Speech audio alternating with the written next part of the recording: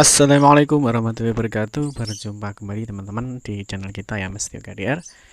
Oke teman-teman, di kesempatan kali ini kita akan berbagi informasi teman-teman ya, masih di seputar P3K Guru di tahun 2021 ini. Nah, di kesempatan kali ini kita akan memberikan informasi ya terkait dengan masih adakah prioritas ya atau keistimewaan guru induk di tahap 2. Nah, ini masih di seputar P3K Guru 2021. Apakah nanti guru induk itu masih mengunci formasinya? Apakah nanti nilai di tahap 1 bisa digunakan di tahap 2, teman-teman ya?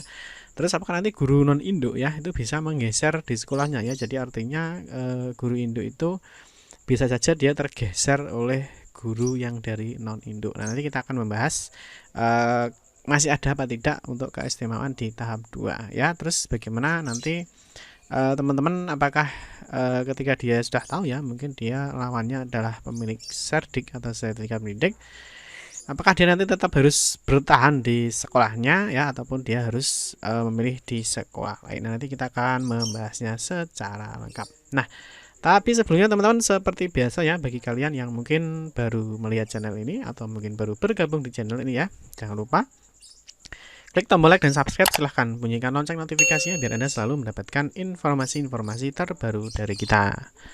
Oke teman-teman, yang pertama ya kita akan membahas keistimewaannya apa sih untuk guru induk itu, yang khususnya di tahap 1 teman-teman ya. Jadi memang guru-guru induk itu diberikan keistimewaan di tahap 1. Nah, salah satu keistimewaan guru induk itu teman-teman adalah dia bisa mengikuti, nah ini ya, dia bisa mengikuti seleksi tahap pertama. Jadi artinya dia diberikan kesempatan lebih besar ya daripada peserta seleksi kedua. Nah, artinya apa? Bahwa teman-teman dari nomor 3 dan 4 nomor 3 dan 4 ini ya, atau teman-teman yang mengikuti seleksi di tahap 2 itu tentunya tidak ada yang memiliki sekolah induk. Jadi dalam artinya teman-teman, bahwa teman-teman nanti yang guru swasta dan juga lulusan PBG ya, tentunya dia semuanya akan merebutkan formasi di di lokasi sekolah induknya teman-teman nomor 1 dan 2 ini ya, karena perlu diingat bahwa P3K maupun CPNS guru itu teman-teman ya, itu tentunya adanya semua di sekolah negeri ya. Kalau di sekolah swasta ya tentunya tidak ada ya. Kalaupun ada, biasanya DPK atau PNS-PNS yang diperbantukan untuk membantu di sekolah-sekolah swasta ya. Nah, itu keistimewaan pertama teman-teman. Jadi untuk teman-teman guru induk ya, itu yang di tahap 1 itu diberikan keistimewaan, dia bisa mengikuti seleksi P3K guru ini di tahap 1 ya, sehingga dia memiliki kesempatan misalkan tahap 1 tidak lolos, dia bisa ikut di tahap 2 ya. Misalkan nanti belum lolos lagi, dia bisa mengikuti di tahap 3 ya. Jadi dia memiliki kesempatan lebih banyak ya. Jadi 3 kali daripada teman-teman yang mengikuti tes di tahap kedua.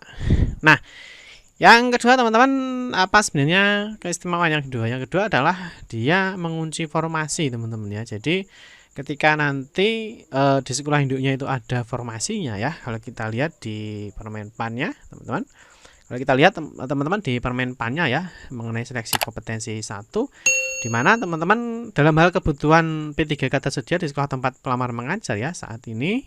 Nah, di sini teman-teman, pelamar wajib untuk mendaftar di sekolah tersebut ya. Jadi artinya dia juga diberikan keistimewaan bahwa ketika ada formasi di sekolah itu dan linear dengan ijazah atau sertifikat pendidiknya, maka dia wajib mendaftar di sekolah itu ya. Jadi artinya dia memang diprioritaskan untuk di sekolah itu. Nah, yang kedua adalah ini yang istimewa lagi teman-teman, yaitu jabatan yang sudah dilamar oleh pelamar sebagaimana dimaksud huruf A tidak dapat dilamar oleh pelamar yang berasal dari sekolah lain. Jadi artinya misalkan ada formasi 1 ya, guru induknya 1, maka tidak bisa lagi didaftar oleh guru non induk. Ya, ini sangat istimewa teman-teman. Jadi guru-guru induk di tahap 1 itu memang diprioritaskan untuk seyogyanya dia bisa diterima di sekolah asalnya. Nah, baru kalau misalkan dalam hal kebutuhan P3K tidak tersedia di sekolah tempat pelamar mengajar ya, pelamar dapat mengajar di sekolah lain yang masih tersedia kebutuhannya ya. Jadi untuk poin 2 ini teman-teman, kalau di sekolah induknya itu masih ada formasinya, baru sekolah non induk itu bisa masuk ya. Ini keistimewaan di di tahap 1. Nah, Terus kita membahas teman-teman nilainya ya. Nilai nanti juga bisa digunakan teman-teman ya. Jadi nilai di tahap 1 guru-guru yang induk ya atau sudah peserta tahap 1 nanti bisa digunakan di tahap 2. Nanti teman-teman bisa cek ya di video kita di playlist. Cari saja teman-teman di sini di PPPK ya atau P3K. Jadi teman-teman bisa cek di sini ya. Di sini ada syarat nilai tahap 1 bisa digunakan di tahap 2. Teman-teman nanti bisa cek di video kita. Di peserta yang PG ya atau passing grade ya, dia nanti nilainya bisa digunakan untuk di tahap 2. Itu juga termasuk salah satunya dia sudah memiliki nilai lebih ya. Oke. Sekarang teman-teman, apakah di tahap 2 ini guru-guru induk itu masih memiliki keistimewaan apa tidak? Ya. Nah, jawabannya apa teman-teman ya? Jawabannya adalah sudah tidak ada lagi teman-teman ya. Jadi di tahap 2 ini kalau kita lihat ya dari tweetnya Pak Muhammad Ridwan teman-teman, kalau kita cek ya sebagai rasa syukur Indonesia juara Thomas Cup, saya sampaikan bahwa ini ya yang lanjut ke SKB CPNS hanya 3 kali formasi. Dan yang poin 2 ini teman-teman ya, bahwa pada tahap 2 P3K guru tidak ada lagi keistimewaan sebagai guru induk ya. Jadi artinya semuanya berjuang sesuai dengan persaingannya. Nah, terus teman-teman perlu diketahui bahwa untuk di tahap 2 ini ada sudah persaingan bebas teman-teman ya. Karena apa? Karena peserta di tahap 2 itu ada poin 3 dan 4 ya. Nomor 3 dan 4 ini adalah guru honorer yang di sekolah swasta ataupun lulusan PPG. Yang dimana kalau kita ketahui untuk guru-guru honorer di swasta ya tentunya tidak ada formasi di sekolah-sekolah swasta ya. Bahwa semua formasi itu adanya di sekolah negeri, yaitu adanya di poin 1 dan 2 ini.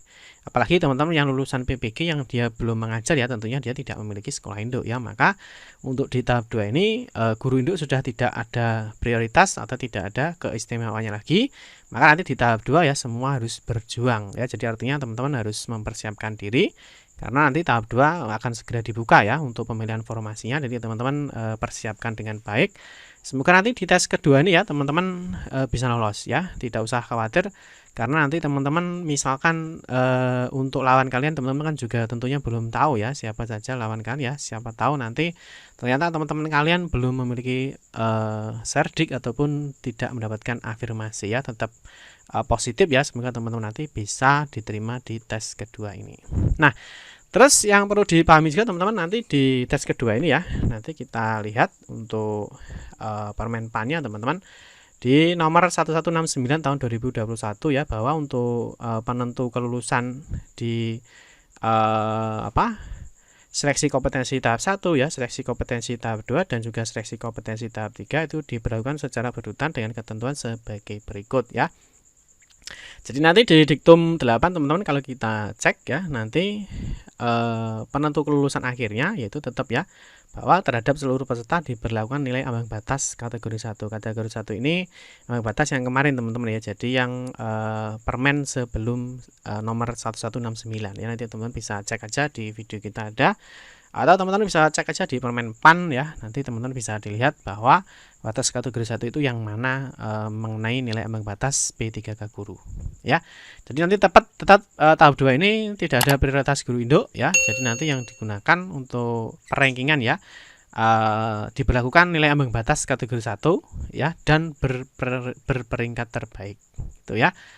Terus selanjutnya adalah jika setelah huruf A diberlakukan masih tetap alokasi kebutuhan yang belum terpenuhi, maka terhadap peserta yang memenuhi kebutuhan diktum ke-6 diberlakukan nilai ambang batas kategori 2 dan berperingkat terbaik. Dan jika pada huruf B diberlakukan masih terdapat alokasi kebutuhan yang belum terpenuhi, maka terhadap seluruh peserta diberlakukan nilai ambang batas kategori 3 dan berpredikat terbaik. Nanti kategori bisa dicek di lampiran ini teman-teman ya. Jadi yang pertama adalah ini ya, kategori 1 ini SK awalnya ya. Nanti ketika ternyata masih ada kebutuhan, nanti baru diambil yang kedua ketika masih ada kebutuhan lagi, masih ada kebutuhan tetapi gurunya nanti nilainya PG ya tentunya nanti tetapi belum memenuhi, nanti bisa dimasukkan ke kategori 3 ya. Itu teman-teman ya, termasuk keistimewaan sudah kita bahas teman-teman ya, termasuk juga nanti di tahap 2 tentunya semuanya sudah bersaing bebas. Nah, keistimewaan teman-teman ini juga ada ya. Kalau kita lihat di tahap 1 kemarin ya, ini salah satu prioritas juga teman-teman. Kalau kita lihat sesuai dengan permenpannya tadi,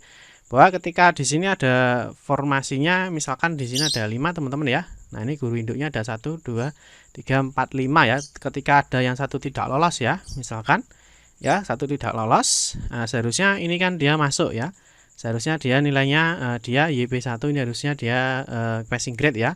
Nah, dia nilainya juga tinggi ya. Tetapi kenapa dia tidak bisa masuk di sini? Ya, dikarenakan apa? Dikarenakan di sini formasinya hanya 5 dan di sini guru induknya 5. Maka karena tidak ada kelebihan formasi ya, maka ini semua menjadi prioritas guru induk. Ini yang di tahap 1 kemarin teman-teman ya. Jadi kalau misalkan ini formasinya 6 ya. Nah, ini kalau misalkan formasi 6, nah ini bisa masuk. Untuk yang poin 6 ini bisa masuk. Karena apa? Karena formasinya lebih dari guru induk yang ada. Ya, seperti itu teman-teman ya. Ini adalah salah satu prioritas ketika teman-teman di tahap 1, tapi di tahap 2 sudah tidak ada. Terus termasuk ini juga teman-teman ya. Ini ketika formasi itu sisa ya. Di sini misalkan formasinya 5 ya. Nah, ini formasinya 5. Nah, ini guru induknya cuma 3 ya, maka baru guru non induk ya. Di sini dia bisa masuk lulus. Karena apa? Karena ada formasi yang lebih. Nah, ini termasuk juga kelebihan kemarin di tahap 1. Nah, berikutnya di sini juga ada teman-teman formasinya 3 ya. Formasinya 3. Nah, di sini teman-teman pas ya. Di sini ada 1 2 3. Nah, ini guru induknya 3, maka ini semuanya miliknya guru induk. Ya, guru non induk tidak bisa. Nah, meskipun kalau kita lihat nilainya ini sangat tinggi teman-teman ya. Nilainya tinggi. Ya, di sini juga YP1, di sini juga YP3, artinya dia passing grade untuk kategori 3, ini passing grade kategori 1 ya. Kalau kita lihat seharusnya ya dua ini dia kalah nilai tertingginya ya, dia kalah peringkatnya seharusnya ya. Tetapi karena ini guru induk ya, formasinya 3, guru induk 3, maka ini istimewanya guru induk di tahap 1 ini adalah miliknya guru induk semua. Jadi yang non induk tidak bisa masuk kecuali kalau misalkan formasinya ini 4 ya, formasinya ini 4 atau formasinya 5 ya, nanti baru 2 guru non induk ini bisa masuk. Tapi kalau formasinya 3 tidak bisa. Ya teman-teman ya, bisa dipahami ya. Termasuk satu lagi teman-teman, lah di sini saling serang ya, artinya ini sertifikat pendidik ya. Jadi dia punya afirmasi A atau sertifikat pendidik, dia nilainya sama-sama 500 ya teman-teman. Nah, sini adalah guru induk dan sini juga bukan guru induk. Nah, ternyata teman-teman di sini yang nilai guru induk ini lebih kecil ya. Nah, dibandingkan dengan guru non induk. Nah, ternyata apa? Karena ini adalah formasinya cuma 1 ya, maka ini miliknya guru induk. Ya, meskipun nilainya lebih rendah ya daripada non induk ya, karena prioritas di tahap 1 adalah guru induk istimewa ya, maka pemenangnya tetap sebagai guru induknya ya. Jadi yang non induk tetap kalah karena sesuai dengan permen pannya bahwa ketika formasinya tidak ada kelebihan maka guru non induk tidak bisa masuk ya, ataupun kalau ada formasi 1 guru induknya 1 maka miliknya guru induk. Tapi nanti perlu dipahami untuk di tahap 2 sudah tidak ada lagi keistimewaan bagi guru induk. Jadi teman-teman harus tetap berjuang ya. Semoga teman-teman nanti bisa lolos semuanya di tahap 2. Oke teman-teman, cukup sekian saja ya. Semoga bisa dipahami ya. Semoga bisa bermanfaat teman-teman. Terima kasih yang sudah menonton video ini ya. Mohon maaf jika ada salah-salah kata dalam memberikan informasi dan penjelasan. Kita berjumpa kembali di video-video berikutnya. Saya akhiri. Wassalamualaikum warahmatullahi wabarakatuh.